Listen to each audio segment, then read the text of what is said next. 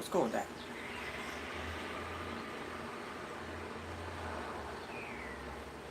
Yeah, let's go with that. Oh, what's going on, YouTubers? My name is Robert Serrano Jr., natural born thriller.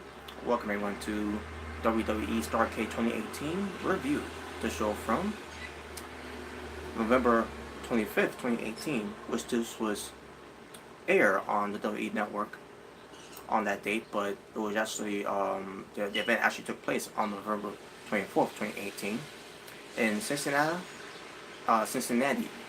Ohio, with the attendance of 7,500 WWE fans in attendance at the U.S. Bank Arena. And this is the brand that features the Raw SmackDown with the promotion of WWE. Your commentators were Tom Phillips and Byron Saxton from SmackDown Live. But the thing is, they didn't show the commentators. I mean, you can hear them, but you couldn't see them actually. I probably don't understand why, but it is what it is, whatever. They didn't really bother me that much anyways, especially Byron Saxton.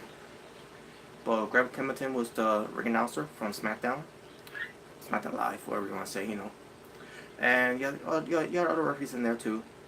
So, that's not our hero there, but yeah, let's get to this. What they show on the WWE network from that Sunday, which was last week. Yeah, so this was last week, and I apologize for not getting a review during the weeks that came by too. But here I am right now. I'm not gonna get too much into it. Why? Just take it as it is. All right. So here we go. So they show a 1-hour special. Even though there were more matches on the card here, I'll get to that later. But let me tell you what they did show on that 1-hour special for WWE STARRCADE 2018. So the opening was Elias. He's going to do his concert, but he brought out the Nature Boy Ric Flair. Ric Flair comes out. He wants to walk with Elias, and it was getting ready to do a song.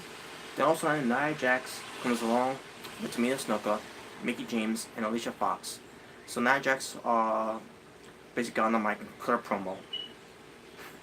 Yeah, and basically she wants to walk with Elias.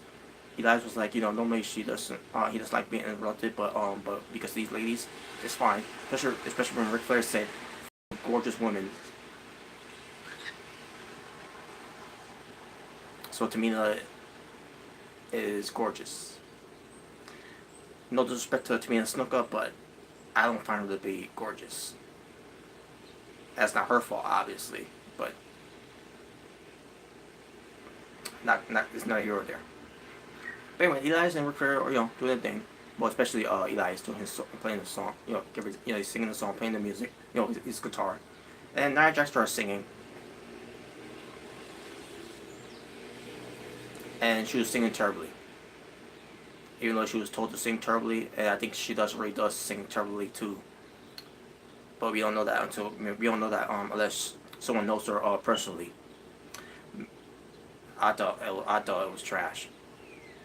So Elias took offense of that, of being interrupted, with pertains to Nia Jax interrupting his groove.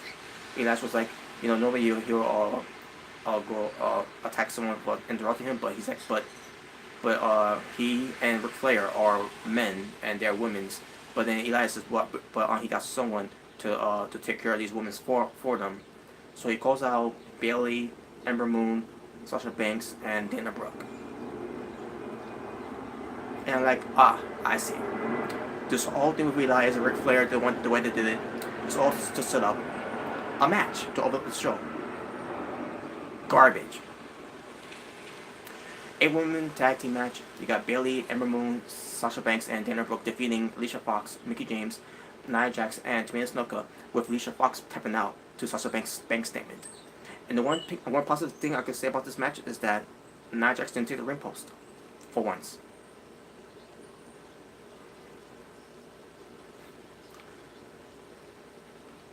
Up next was Miz TV. So we had Miz hosting Miz TV, and his two guests were Rey Mysterio Jr., who came out with a neck brace, and he was walking not like how he used to. He's basically not walking normal. He's walking, in a way that he's been beaten up, because he got beaten up from Randy Orton from his main event match that he had on that SmackDown before coming to this glorified pay-per-view event, whatever you want to say, for WWE STARRCADE.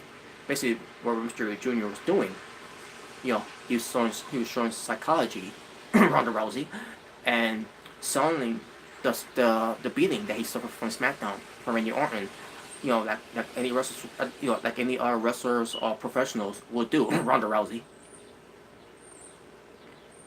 So then Shinsuke Nakamura comes out, the WWE United States Champion, and basically they talk about the history about STARRCADE, and Rey Mysterio Jr. talks about he knows his history about what pertains to STARRCADE, like for example with Dusty Rhodes, Ric Flair, Roddy Piper.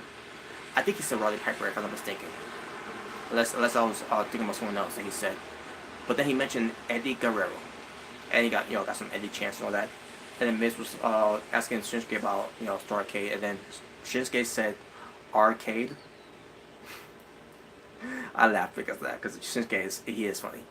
And then Shinsuke was like, I know what STARRCADE is. And yes, he does, because he was in last year's STARRCADE, which it was not aired on the network. It was just a house show against Baron Corbin for, and what are the odds? The United States Championship. So yeah, Shinsuke was fighting for the United States title last year, but didn't win it. But he still won the match, but got disqualified because Baron Corbin is a fucking loser. But here we are in and that was in 2017. 2018, here we are, Shinsuke Nakamura at STARRCADE as the United States Champion, which probably the United States Championship belt, one of the most prestigious championship belts during those times in STARRCADE, and now it's being treated like a joke. And here's why. So basically, Mysterio was insulting the Miz because Miz was being a heel, insulting the babyface and all that. Shinsuke attacks Mysterio, and basically we get to their match. So Shinsuke versus Rey Mysterio Jr. Don't know how long that lasted. I guess maybe 3 to 4 minutes, maybe.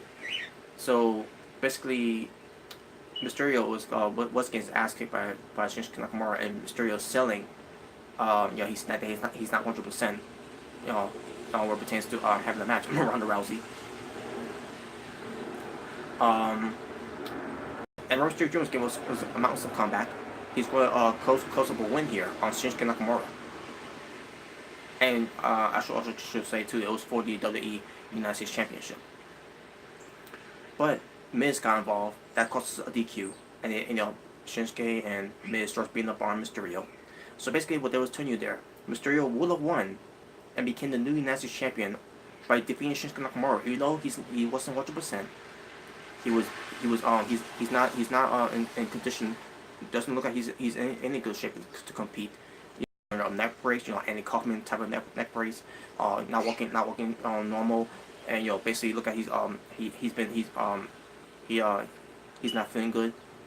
He would have beaten Shinsuke Nakamura, where he could have been a new United States Champion, which I would have been fine. Because let's face it, WWE's not doing anything with Shinsuke Nakamura being United States Champion anyways. And this whole Nakamura is was all fucking bullshit with this company. But at the same time, really. But anyways, so then Rusev comes out, and Lana comes out too, and Lana makes the match. Basically, Lana was pulling out her Teddy Long impression, not actually, but because this turns into a impromptu tag team match. So we get Rey Mysterio Jr. and Rusev with Lana defeating Shinsuke Nakamura and The Miz, with Rey Mysterio Jr. pinning The Miz. Or wait, I think it was Rusev. Yes, it was Rusev after that Moscow kick to The Miz. Yeah, so that was the win for Rey Mysterio Jr. and Rusev. Next, we get to the main event match. Samoa Joe cut a promo about AJ Styles and everything, about losing the championship and about facing him in a steel cage, which this led to a steel cage match between AJ Styles and Samoa Joe. Good match, but Samoa Joe loses. So yeah, AJ Styles defeats Samoa Joe, and for good reason too. AJ Styles needs some momentum going into WWE TLC against WWE champion Daniel Bryan. So you gotta make AJ Styles look strong, but at the same time, you got the one hand jobber main eventer guy and Samoa Joe jobbing every fucking time, losing every fucking time. It just, I'm getting tired of seeing Samoa Joe fucking losing. I'm sick and tired of seeing this. Samoa Joe loses everything. He can't his promos and making wrestling promises, and he can't back it up in the ring.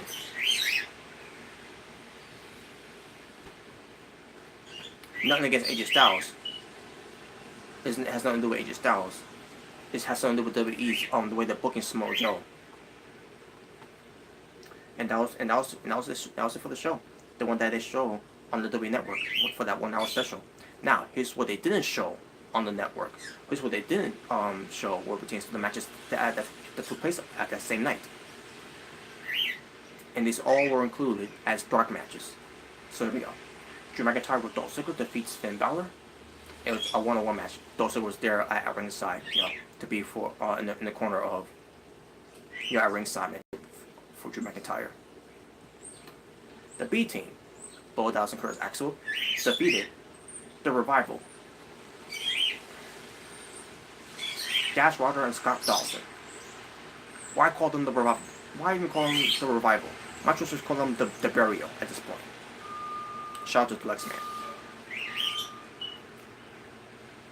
The Bar, Cesaro and Sheamus defeats the New Day, Big E and Kofi Kingston with Xavier Woods at ringside for the WWE SmackDown Tag Team Championship. Good. Fuck the New Day. The return of Bray Wyatt defeats Baron Corbin in a singles match, but because Baron Corbin is the match, and Bray Wyatt still wins. Oh yes, yeah. If you haven't noticed, Bray Wyatt made his return on WWE, except it wasn't live, and it wasn't on the network. It was just a dark return. What the way you treat your biggest star in WWE. Charlotte defeats Asuka.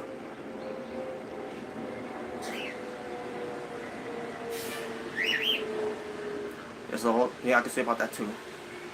And finally, the real main event that was not aired on the network, that was not shown, was Seth Rollins defending his Intercontinental Championship in a steel cage match against Dean Ambrose and beats him by skipping the cage. And it says here too.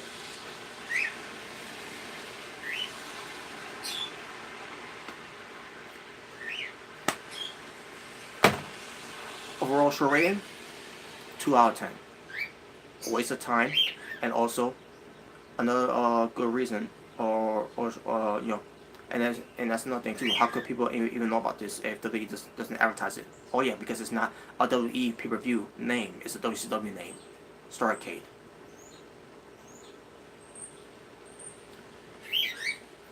Why even bother on doing the show if you're not gonna advertise it, not gonna promote it, not gonna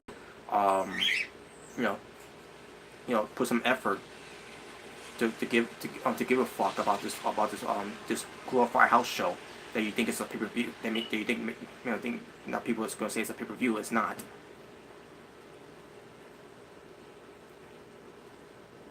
Well, slap in the face to the American Dream, Dusty Rhodes, and to the rest of the Rhodes family. So yeah, WWE does not know how to book pay-per-views. WWE doesn't know how to book glorified house shows. WWE are just the type of companies to just pack it in, just like them on that Raws. 2 out of 10. I would give it a 0 out of 10, but there was some I did enjoy some parts of it, but at the same time it was a fucking waste of time. Just like you wasted the return of Bray Wyatt, but it didn't even air. It was on a dark air, basically, to say the least.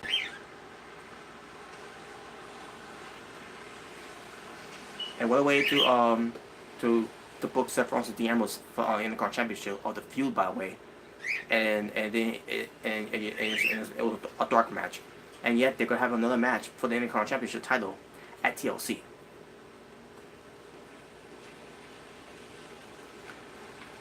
This company doesn't know what the fuck they're doing. WWE sucks, and the STARRCADE that they built on the show sucked. WWE had better STARRCADE events than this. And that being said, I'm done. Thank you all for watching. like and subscribe. Peace.